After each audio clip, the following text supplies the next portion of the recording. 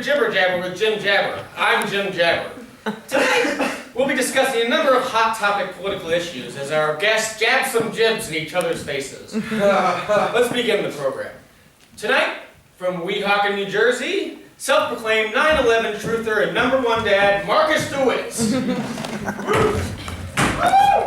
From Kadon Prime, and author of New York Times bestseller, Your Earth and How We Plan to Invade It, Jarzak Tatisberg. And from Mission Viejo, California, a woman.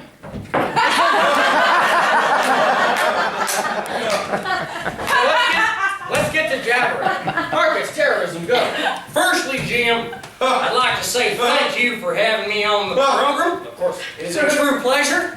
And secondly, I'd like to say, how dare you slander me so viciously with that introduction? You mean you're not #1 dad? Hey, you bet your ass I am. However, I take issue with being called a 9/11 truther. You see, I do not fraternize with crackpots or wing nuts of any type. I am actually a 9/11 denier. It's quite a lot of a difference.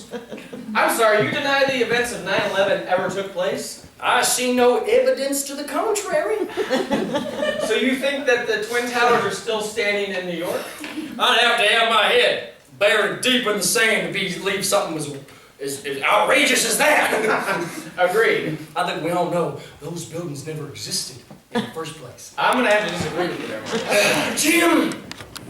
Jim, there have been countless studies done on the molecular breakdown of the steel reinforced I-beams for buildings 1 and 2, and those experiments, without a shadow of a doubt, point to that those I-beams were never even used because them buildings weren't never built in the first place. You know what? That's a valid point. I'm sorry I lumped you in with those lunatics and crackpots who think it was an inside job. Yeah, how could it be an inside job when it never even happened in the first place? You know, it does sound silly now that you put it like that. Just think before you speak next time. Of course. Now, Jarzak, do you have any thoughts? Whether jobs were performed inside or outside is irrelevant due to the impending doom facing your planet. A doom that will be carried out swiftly and accurately by my brethren on Kadon Prime. Certainly. But I was thinking more along the lines of the existence of the World Trade Center.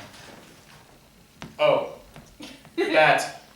Yes, I'm pretty sure they existed. I landed here in 2004, so... Interesting. And how does a post-9/11 perspective... I mean, I've seen them, the buildings, I'm pretty sure they were there. See, Jim, it's this kind of neoliberalism bullshit that really gets me cheesed. Yeah. These aliens come down from who knows what, start telling me which buildings existed and which ones did. Come on now. I can pull up a satellite image from my ship. I mean, I don't mean to be rude, but I'm like 80% sure that I'm right. Okay, well, I'm about 1,000% sure I'm about to stick 80% of my foot up your ass. Agree to disagree, silly.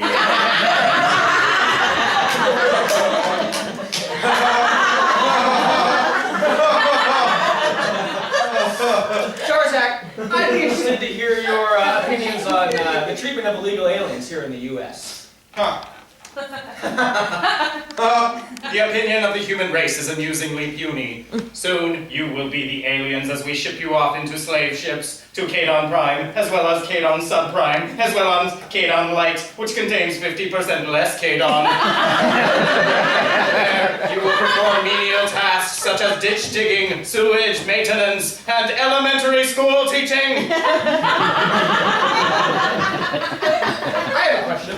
How will this enslavement affect the newest rounds of immigration laws passed by the Arizona State Senate? I'm not familiar with those laws. We generally like our guests to be a little bit more well-prepared before they come on the show. Oh, yes. Laws. People like laws. Laws are good. No, bad. No, good. People like laws. I mean, to be honest with you, you're flip-flopping more than Obama. I'm sorry. I'm underprepared. That's fine. Now turning back to Marcus. Oh, excuse me. I'm sorry, who said that? I did. You skipped over me. I haven't had a chance to speak yet. I did skip over you. I am so sorry. It's almost like you weren't there at all. Almost. Oh my God. Imagine that. If you weren't there at all. Now, Marcus, you What? You live in New Jersey, correct? Yeah. I've been a Weehawken native my entire life. Oh, and in those 23 years, you've never noticed a change in the New York skyline? I don't think I've ever even looked over there. You've never looked east in your entire life? Hey, Jim, well, sure, but I never done a ton of stuff. I never finished my burrito. I never ridden a tandem bike. I never ever chewed on glass. I never met a Jew before. Yes, I'm not practicing, but Excuse me. I haven't had a chance to speak. All right. Ladies and gentlemen, for the first time on CBC, I'd like to present you with a woman's voice. First of all, I'd like to point out that you've given most of your airtime tonight to a man who is too stupid to look east, let alone show any respect for the men and women who perished in the biggest national tragedy of the last 20 years. Secondly, you've completely ignored the fact that a literal space alien has been openly threatening to destroy and enslave the entire human race.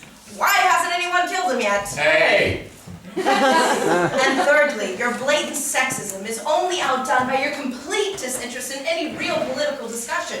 You don't care about healthy debate or positive results. You just want zip and pop and ratings. You completely ignore anyone who might say something you find actually controversial, or that women might have something positive to contribute to the political discussion as opposed to the crazy-eyed ramblings of Michelle Bachmann. You just want fluff and bullshit. You're bullshit. This whole show is bullshit. And we're back from commercial. Ladies and gentlemen, unfortunately, that's all the time we have for tonight. Marcus, do you have any closing thoughts? I do. Pearl Harbor was a hoax put on by the Hawaiian Tourism Bureau. Agreed. Jarzak? look out for my new book coming this spring, The Human Race, Slave or Enslaved. I'll be sure to pick it up. Woman! Fuck you. God. Well, unfortunately, that's all the time we have for tonight. I'd like to remind you that this week is our pledge week. If you pledge over $100, I'll send you a Jabbin' with Jim coffee mug, as well as a CD cassette tape of the award-winning excuse me, sorry, the award-winning fantasy horror detective novel, The Heart Wants What It Haunts. Let's take a listen to that now.